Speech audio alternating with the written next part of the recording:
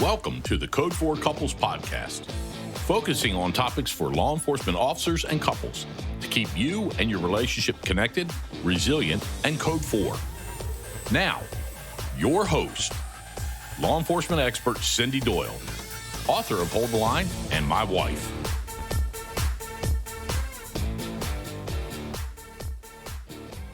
Hey there, welcome back to Code4Couples. I'm your host, Cyndi Doyle, author of Hold the Line, licensed professional counselor, and retired law enforcement officer spouse.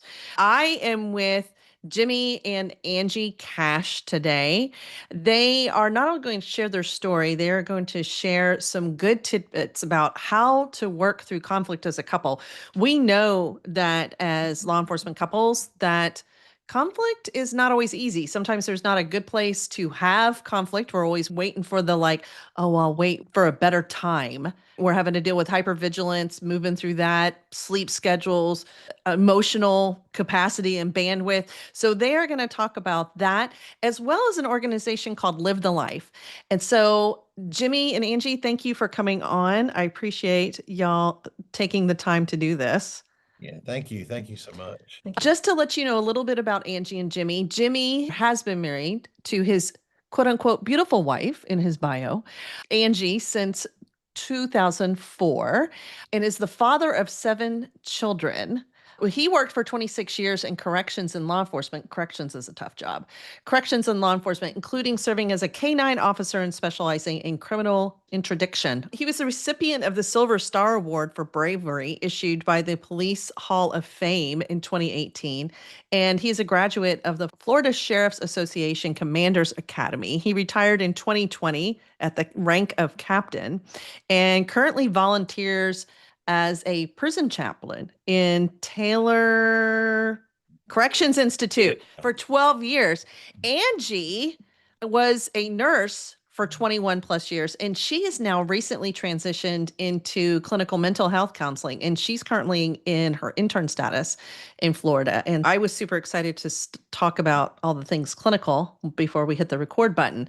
But y'all are making a power couple here because you work together doing couples work for folks that need to improve their relationships, which we'll talk a little bit about. Did I miss anything about your bio? Anything else you want to share? Do y'all have a blended family? Yes. That's what I thought I read. That might be a whole different topic that y'all come back and talk about, because I get a lot of requests for people wanting to know, how do we do the blended family thing? Because there's a lot of, and my gosh, Angie, you're going to get a lot of work just doing blended family stuff. So that's hard. So 7 kids between you? Yes. Yeah.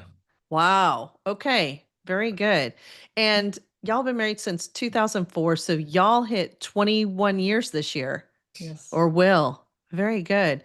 Tell us, how did y'all meet? In the kindergarten. No. We were literally in the same kindergarten class, and we went through 13 years of school together. And you want to tell how you felt about me back then? So we live in a small rural area in the state of North Florida. And so we know who everyone is in our little high school, right? Mhm. He was I always viewed him as arrogant. I was very introverted. And Okay. he was very not introverted. And I just thought he was just obnoxious. Obnoxious. Yes. So he was really outgoing. He was the people person. And you were like, yeah, I'm the quiet girl. So how did y'all connect back together? So actually, Her cousin referred me to her for a date. I was like, for nursing? Okay. No. For a So date. we I went love through that. our 20s. We went through our 20s and went through some bad relationships as individuals. And then collectively, we were both single in our early 30s. And her cousin set me up with her, and we dated, and then we got married. And Wait, we skipped over something. Angie didn't like you. So Angie, how did you fall for him? The guy with the he's a lot. How did that change?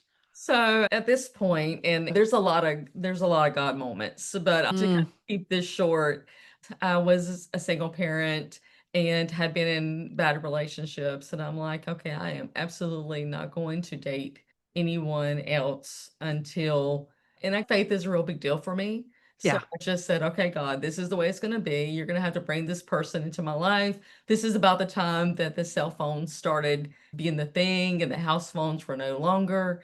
And I said, God, absolutely. I know what I'm asking. He's going to have to pick up the phone and he's going to have to call me and figure out my cell phone number. So listen, all right. So her cousin says, I don't have her number, Jimmy, but she works at the health department. So I call up there and I ask for her, and it goes to her voicemail, and I leave a message. So she checks her messages later. What they didn't tell me was she's the STD nurse at the health department.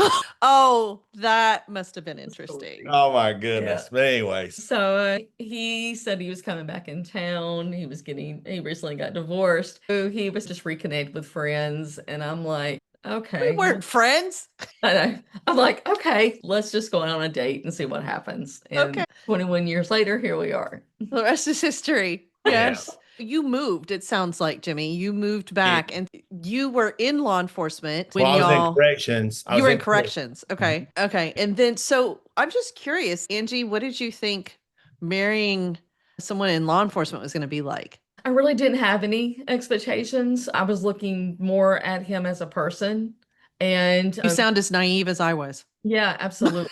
I started the conversation and I'm like, okay, great. You're law enforcement. Is there anything that you want to do more in your life? Because marriage is all about making each other better in Sure. certain ways. Yeah. And he's, yes, I will to become a law enforcement officer. I said, let's do it. Let's go for it. There's a little too many parallels here because my husband, Bobby, he tracked me down and knew where I worked. And so he figured out how to call me at my work phone. And I was like, who? And I finally put it together who he was. So there's that. And then the second thing was he was unemployed at the time. And I said, what do you think your calling is? What do you want to do with your life? I want to be in law enforcement. That sounds great. Let's do that.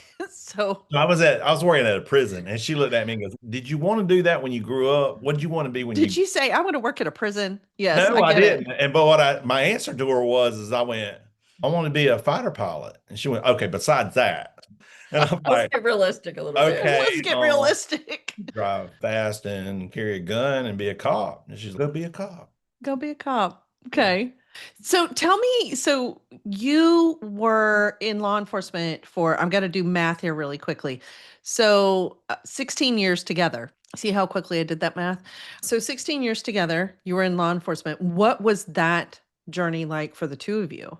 Then that's going to be two different perspectives. So Sure. Well, Right, whatever you want to so- share.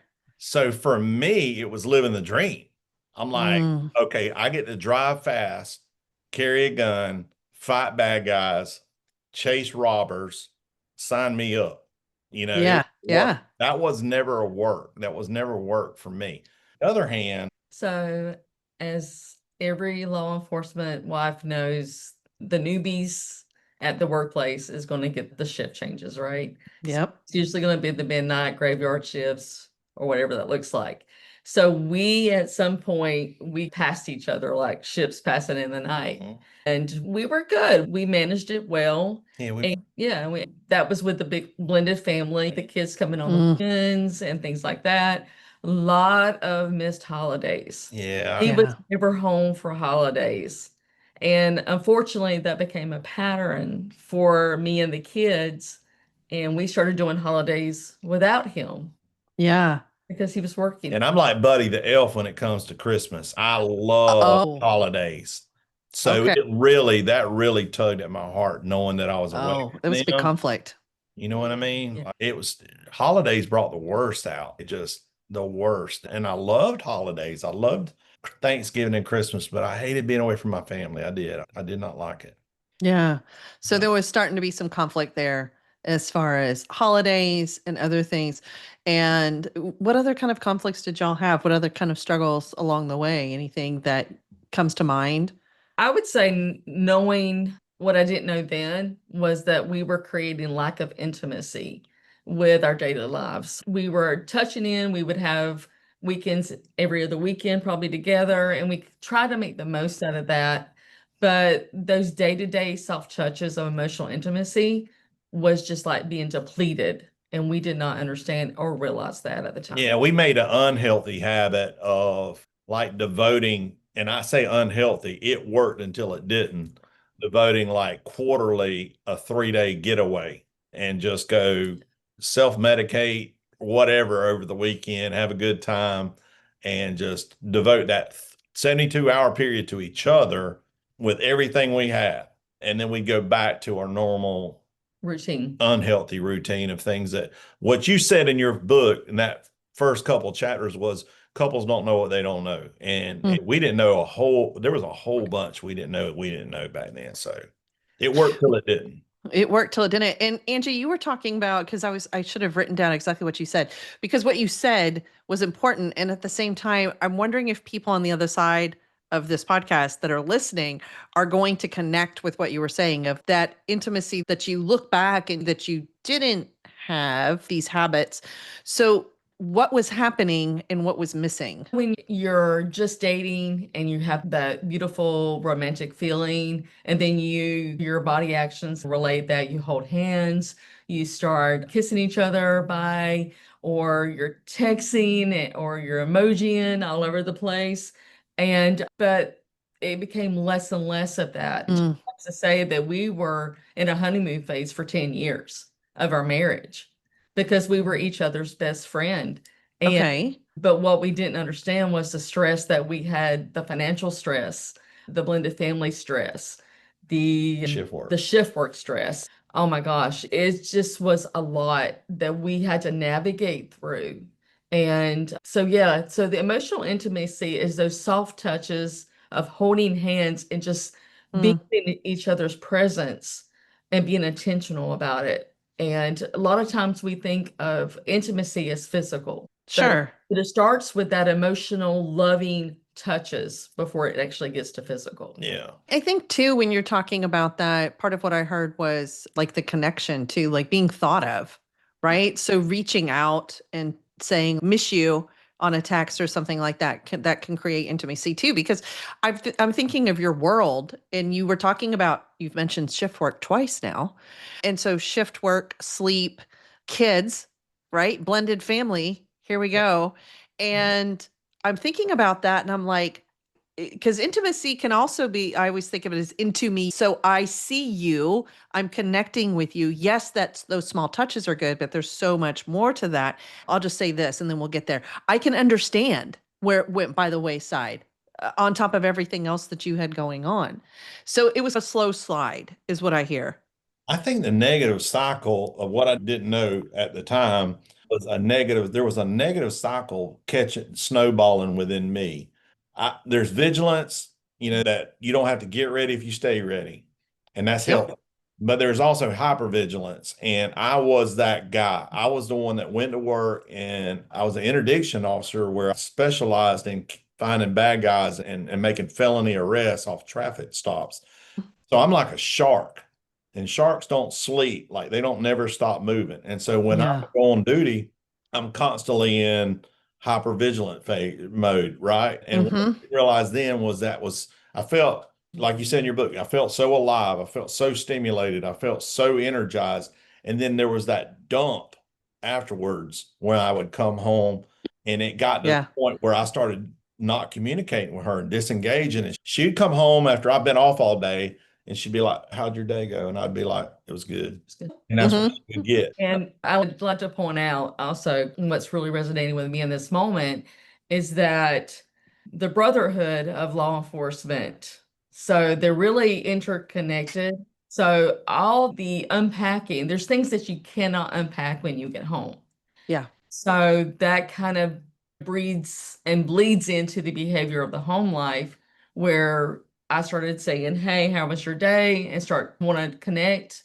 And he'd be like, "It's good." But then 10 minutes later, he's on the phone with someone he works with and goes, "Hey, that drug bust, whatever, ABCD."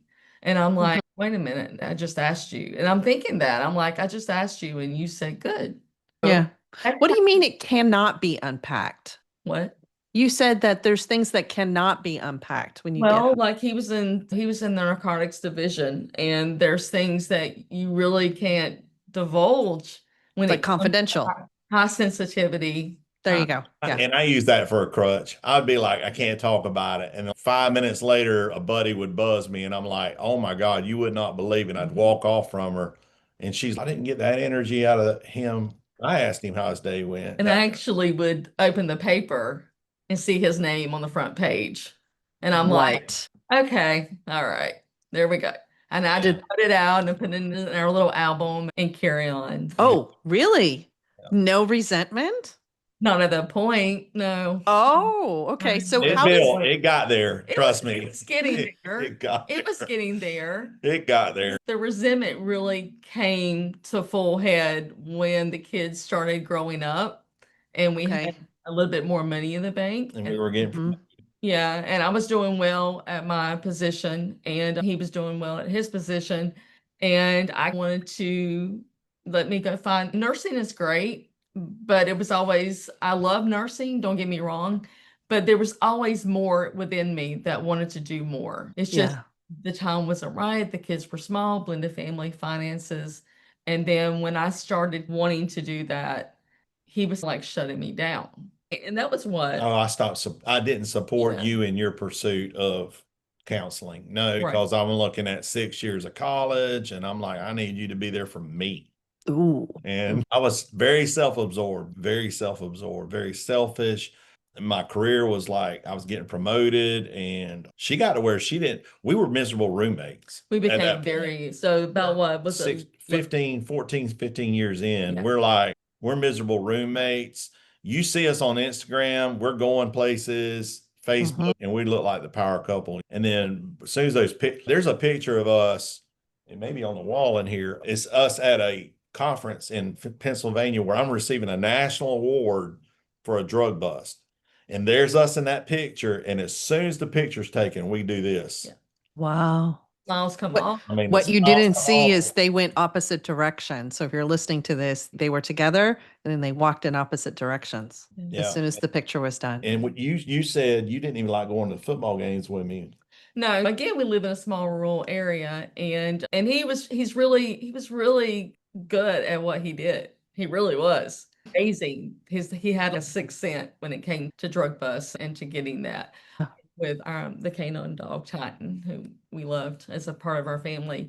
But yeah, it just I would go to our son's football game in middle school, high school, and it would be all about him. He became more than just my husband and our family's dad. It's addictive. Right? That kind of that dopamine hit that comes with it. It comes with the fast pace of the job.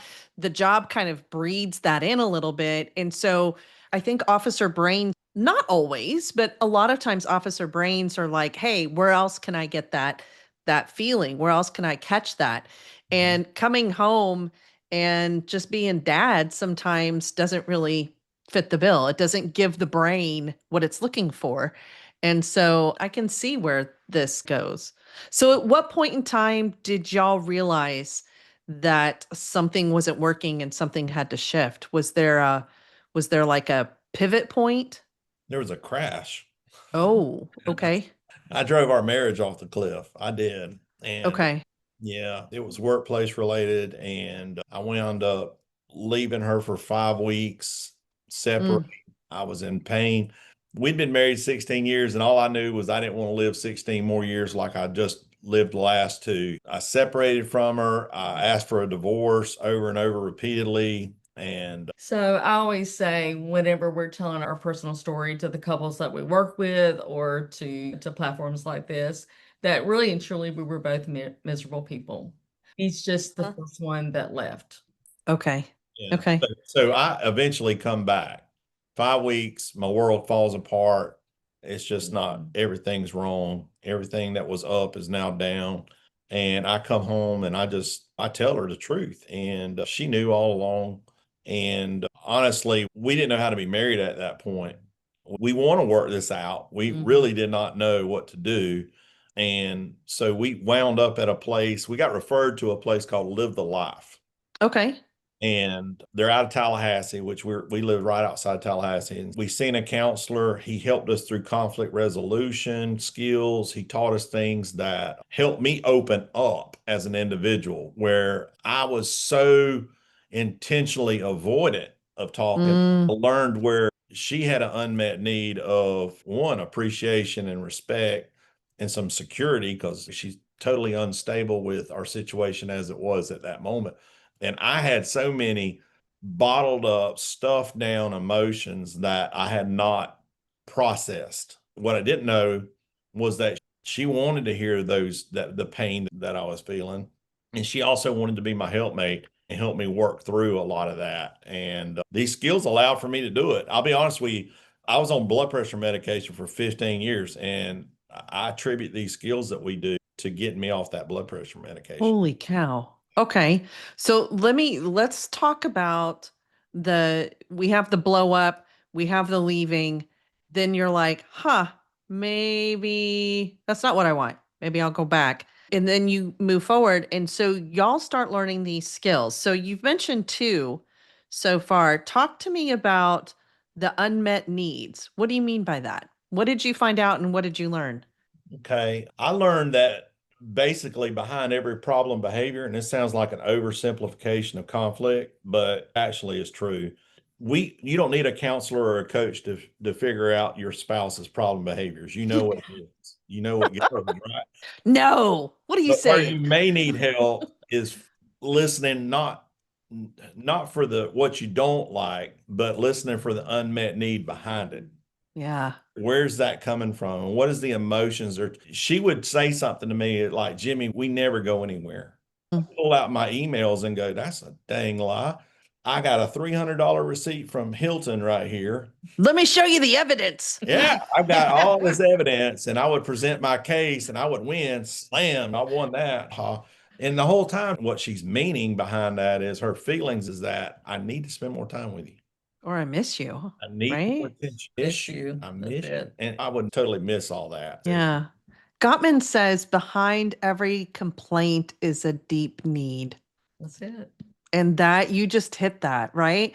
But you needed somebody or somebody helped you to say, hey, stop looking at it as that complaint is something about you.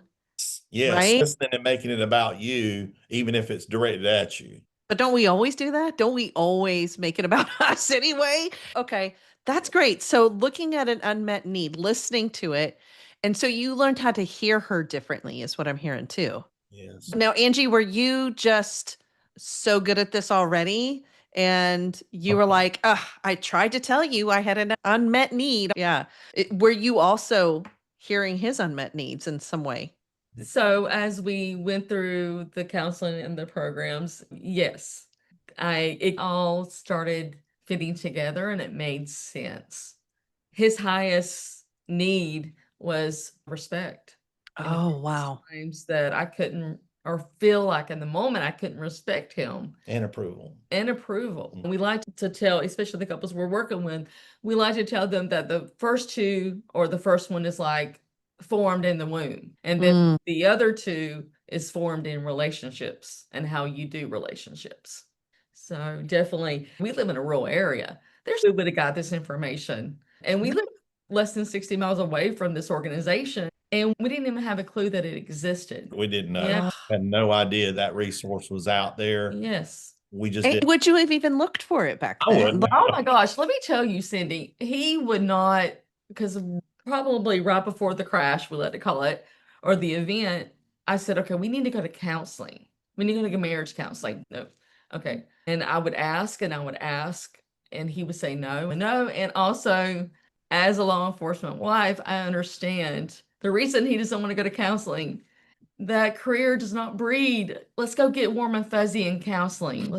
So I didn't want to pop the hood. I did not Yeah. want to know what was underneath. At the time, now we're talking 2017, there was such a stigma around mental health, particularly in our rural area when it come to law enforcement, that you didn't want to combine mental health with law enforcement. Them two would almost disqualify the other. So there was that. I didn't want to. I also wonder too, if there's a feeling of, oh, I need help, or like, I have to admit I'm failing, or there's something wrong, right? As in an occupation, and mental health clinicians are the same way, by the way. Like, I'm fine. But there's also, I think, an element there of there's not just admitting there's something wrong or something broken, but I can fix it. This is what I do for a living. I fix things. And having to say, it's not just the asking of the help, but admitting like maybe some failure too that comes along with that. That's freaking uncomfortable for everybody. But think about our law enforcement folks. Failure is death. Because so you would have been asking for it, but it wasn't a thing. And it wasn't a thing until the event, the bottom fell out. For both of you, and for Jimmy, specifically for you, what would you say to law enforcement folks that maybe their spouse is saying, hey, I think we need to go talk to somebody? How can we get them, or how can they hear it differently? How can they be motivated? I would say that if my spouse, and she is the biggest contributor to my quality of life for the rest of my life. If we're committed and devoted to living a life together and sharing a life together. And she is the biggest investor I have in my quality of life. And if she comes to me and says, in order to improve our quality of life, I think we need to do this, I would take that as a suggestion of maybe she is seeing something I'm not, and it's probably a blind spot. And as my helpmate, I need to listen to her. I actually had a pastor one time before our crash. He was a friend of mine, and he was doing a ride along, and he was like, Jimmy, can I ask you something? I said, yeah. He said, do you listen to your wife? And you know what I said? I went, sometimes. He was like, okay. And that's it. That's all he said. He just kind of left it out there. And I never did go back to him and go, hey, why'd you ask that or anything like that? That's just all he said. He was like, okay. And now I get why he was asking that. Yeah, if your spouse says, listen, we need to go see someone and get some help. And I say it like this because 80% of the divorces filed are by the wife. So I did not know that. Wow. I told a young man this past weekend, it was a first responder that I was working with. He said, we're good. And then I went, do you realize that's what every man says right up until the point his wife files for divorce? Yep. 80% of the divorces are filed by the wife. So just maybe listen, tune in. Yep. There's another stat that I'll throw out, Gottman stat, which is on average, couples wait 7 years from the point in time when they realize they're struggling in the relationship to the time that they ask for help. 7 years. That's ridiculous. Yeah. Anyway. I've seen that. I've seen it where there's a couple and one of them's checked out and numb and the other one's in panic mode because he don't recognize her anymore. And I've just seen that brokenness inside of her looking at him going, why didn't you listen to me? Why are we doing this now? Why didn't you do this 5 years ago? That kind of thing. When you're thinking about the conflict that the two of you had, not listening, unmet needs, hearing it as criticism rather than hearing what's underneath, which is really reasonable. A lot of couples, not just law enforcement couples, struggle with that. How would you say people need to go about resolving conflict, identifying and then moving to resolving it? First of all, you have to be the emotional adult in the conversation. And when I say that, what does that mean? When we get triggered, we tend to act like the emotional teenager or child or infant, right? It's just we go to that trigger moment and that person represents somebody that triggered us a long time ago that let us down or didn't do something to us. So in that trigger moment, we got to figure out, I got to step towards the middle and be that emotional adult. And I will define emotional adult as this, and that's when my desire to love her is greater than my desire to be even loved back. Wow. Wait, that's my explosion. Or my desire to protect our marriage is greater than my desire to even be protected. And that's all about something outside of ourselves is really what it is. Yeah. Wow. So that's the first step towards resolving conflict, is resolving within ourselves that I'm not going to make this about me. Yeah. It's going to be about the solidification of our marriage. So that is super hard, because when we have our fight or flight built in, right? That's super hard, but that is a huge cognitive shift. Man, did you see that? Did you see that flip, Angie? Actually, yes. I'm gonna be honest with you. I didn't think he could do it. When we came back together, because of who we became in those years, we do what we call the level congruent position, where we look at each other in the eye, hand to hand, and we're doing some communication skill cards. Yes, we do what we've been taught because we know us, right? We know what we can do. And so we try to stay in that zone where we're empathetic and we're going to listen and work it through. But absolutely, if you would have told me that this man would be teaching marriage education, I would have said you are crazy and he is not capable. Wow. But with God and hard work. Yeah, hard work. This is so important. And again, faith is a real big deal for us. For instance, if you're in a crisis like we were in the affair, whichever spouse, I call it the offender or the offendee, if spouse is the offender, they have to have not just repentance. Okay, sorry, forgive me, we're good, I'm never going to do this again. No, it's got to be a form of godly repentance. And I never knew what the form of godly repentance looked like until he came home. Okay. He showed me the demonstration of what godly repentance looks like. Wow. So there's that. What did it look like for you? Oh gosh. For him or for me? When you saw it, what did you see? Oh, what did you experience? Brokenness. I saw a broken man that just realized he blew up his whole. The first act was I went down to my employer and I resigned. Oh, wow. Okay. Effective today, that immediately. And I wanted to show her that my marriage was worth more than. Because it was work related. Absolutely. I got it. Oh, okay. Yes. And I wanted to protect her and us at all costs. And then moving forward, I wanted to invest in whatever I had not been, I wanted to be for her. And so I had plenty of time on my hands. Now I'm retired. So I did a lot of soul searching and there was a rebuild. And you saw that. You physically saw some of that, Angie, right? Is that what you're saying? I did. There had to be action steps, and the action steps are very important in the recovery process. Yeah. You miss one step or you misdirect. And she never even suggested the whole resignation and retire thing. No, I hear that was your choice and your decision. Yeah. I actually questioned it, but at the same time, he knew what he needed to do to move forward. Yep. And it was that where you see the repentance, as you called it. The repentance is, you see him taking ownership, right? That I have to do something behaviorally different. And it sounds like there was emotion involved too. And so that's a part of resolving that conflict, that big conflict between the two of you. You can't really have repentance or asking for forgiveness for something as major as this by just simply saying the words. And the thing of it is, there was no pretense. It was him coming home, realized what he had just done, and was broken in such a, I'm going to call it horrific way, because at the time it was horrific. Trauma is like subjective. And to us, it felt like a big T trauma. It was what you're talking about is trauma. It is. Right? Absolutely. For both of you. And letting go of the job, I idolized that. That was my thing, was I loved it and everything that I got out of it. And you switched your focus. Yeah, I just switched my focus. And I think that's my biggest thing with first responders today is just keep the main thing. And we do, by the way, we get to go out and serve and protect. But she also, don't forget your spouse is the one also sacrificing along the way as well. Yeah. Maintaining that healthy balance of communication between the two of you is going to be critical in whether you want the 5-year plan or the 50-year plan. Makes sense to me.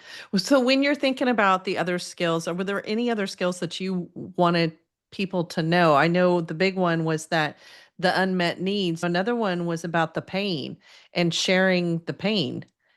Did that shift for y'all after kind of getting some help along the way? Sharing of feelings and emotions?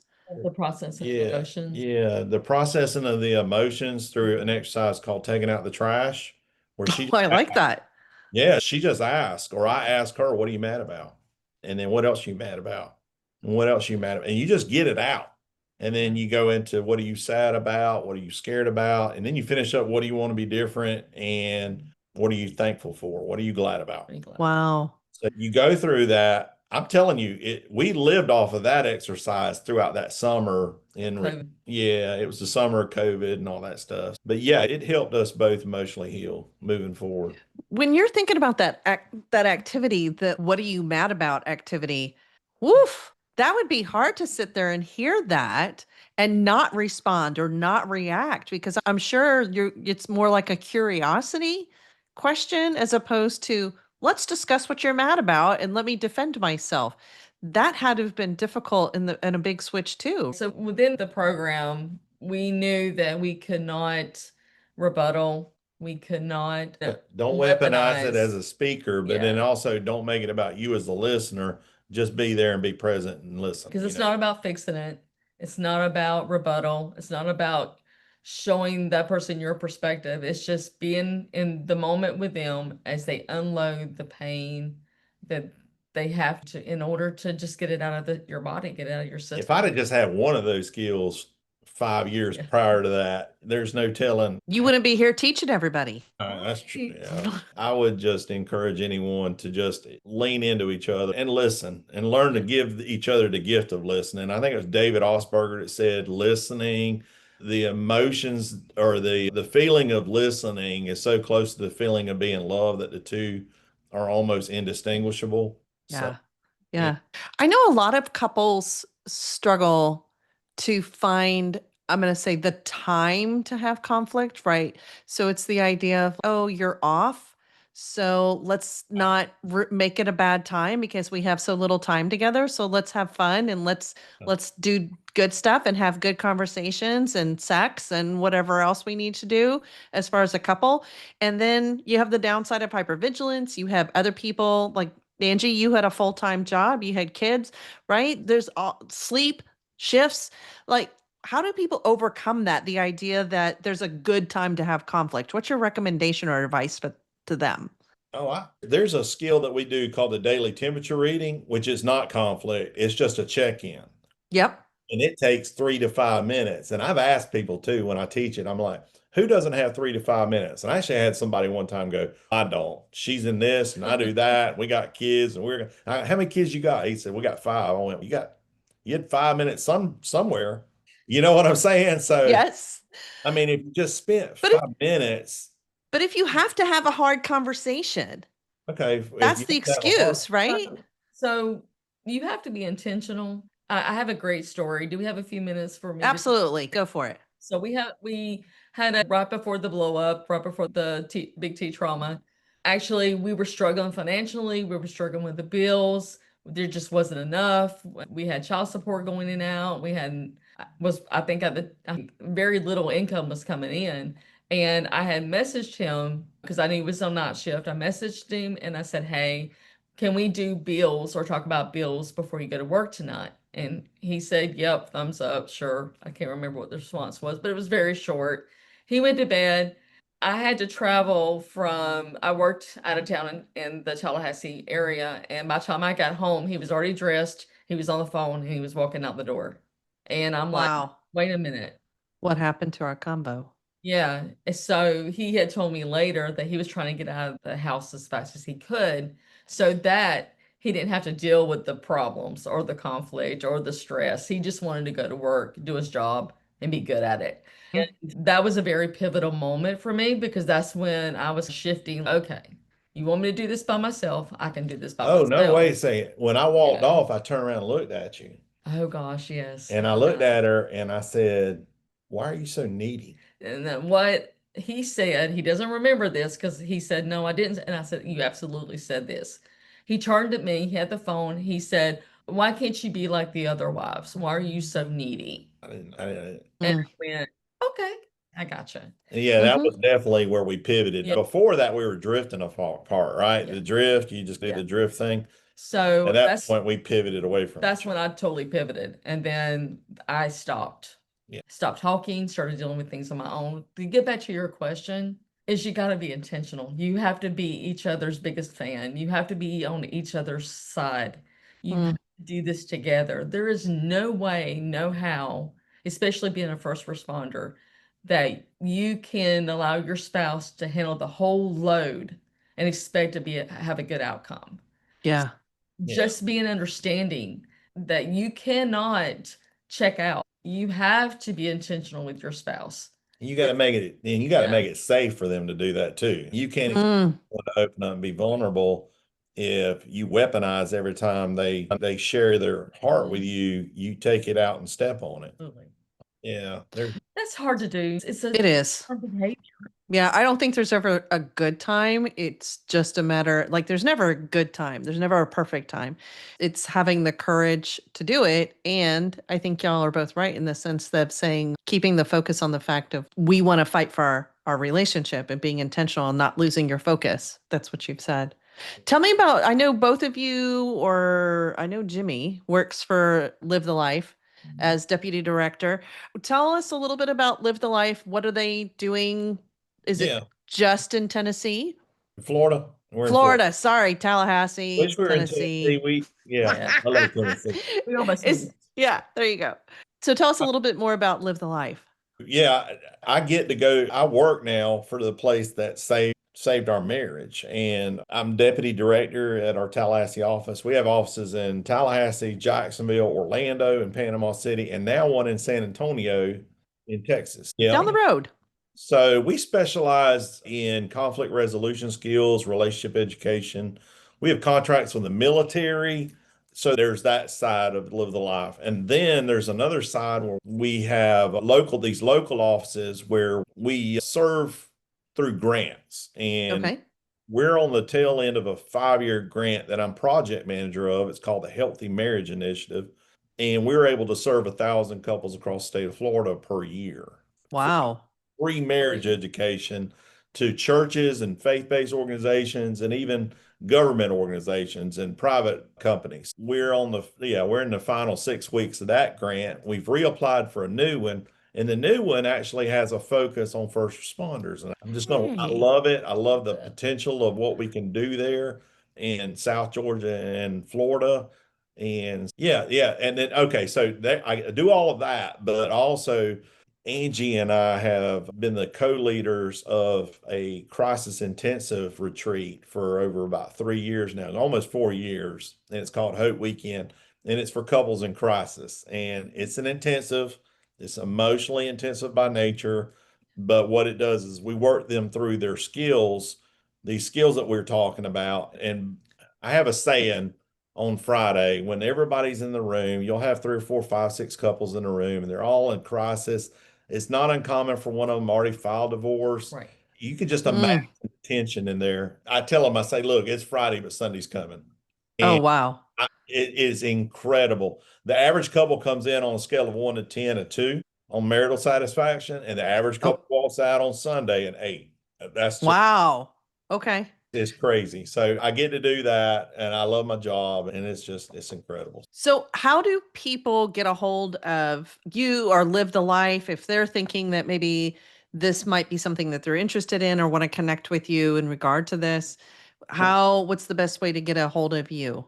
Yeah, I'm at Jimmy@livethelife.org as far as email. Pretty simple. Okay. Jimmy@livethelife.org. And then you can look us up online. It's livethelife.tlh.org. Yeah. Okay. All right. And I will drop the links in if you are on your device, because I know you are. All you do is you have to hit that downward arrow or something like that and pull up the show notes, and it will have the link, Live the Life website, as well as the retreat that Jimmy and Angie lead and do as they work with crisis couples, in case that is something that you're interested in, or if you want to connect with them in some way. Maybe you're struggling and maybe they have some resources, or you just need some inspiration or a hope or a quick email, like you can get through it. Maybe reach out as far as that goes. Words of wisdom, piece of advice. What would you like to leave everybody with that's listening? The easiest thing that you can do is get divorced. Ooh. Recovery is not easy, but it is worth it in the end. It is definitely worth it to stay on track.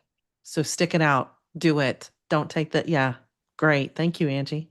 Yeah, we have a billboard in Tallahassee that says you can have the relationship you've always wanted with a spouse you already have. Oh, wow. Those are so good, y'all. I love those. Yeah. So you heard it. Stick with it. It's hard work. It is hard work. And it's especially hard work in our relationships. And we all go through trials and errors. We all fall down. We all go boom.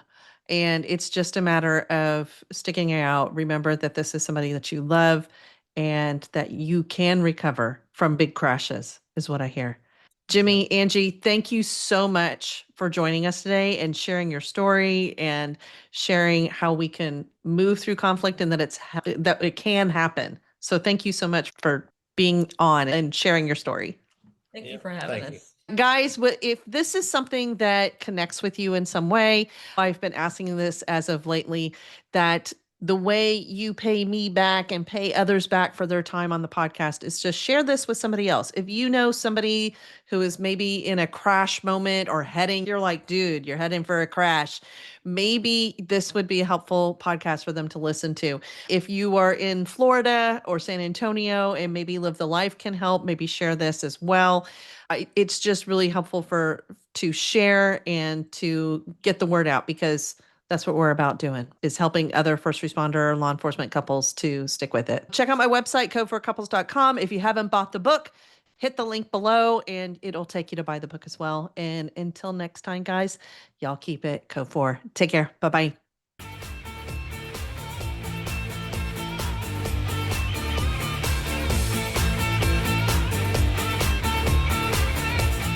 Thanks for joining us. For more information about the podcast or Cyndi, check out Code4Couples.com. All intellectual property rights owned by CRLD2 Ventures, LLC, are protected by the firm of 9mm, 45 ACP, 5.56mm, and 12 gauge.